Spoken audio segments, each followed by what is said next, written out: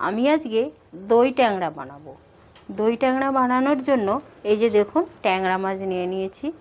যদিও ট্যাংরা মাছগুলো খুব একটা বড় নয়, আমি এই রকমই পেয়েছি তাই এগুলো দিয়েই করব। বড় হলে খুব ভালো হয়।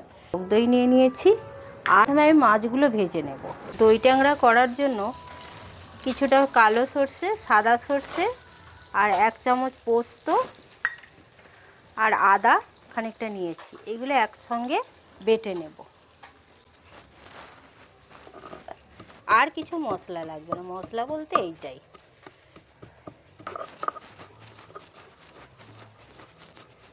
মাছগুলো ভাজা হয়ে গেল।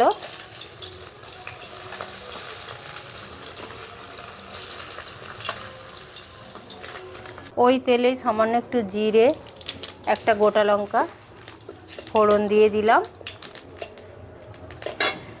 এবারে ওই মশলাটা যে বেটে রেখেছিলাম ওই মশলাটা দিয়ে দিলাম। সামান্য একটু কষিয়ে নেব।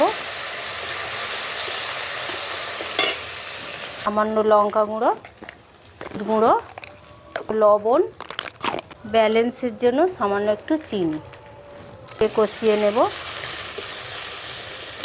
নিয়ে ওই যে টক দইটা নিয়েছিলাম, ফেটানো টক দইটা দিয়ে দেব।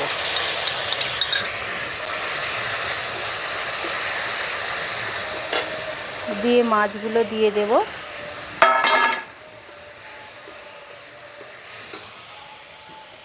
দিয়ে ওই মশলা ধোয়া জলটা দিয়ে দেব।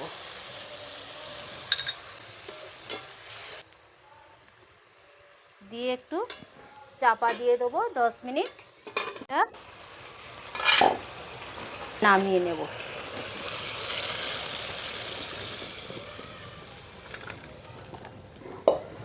বন্ধুরা, দই ট্যাংরাটা কত সুন্দর দেখাচ্ছে, খেতেও খুব ভালো হবে। গরম ভাতে খুব ভালো লাগবে।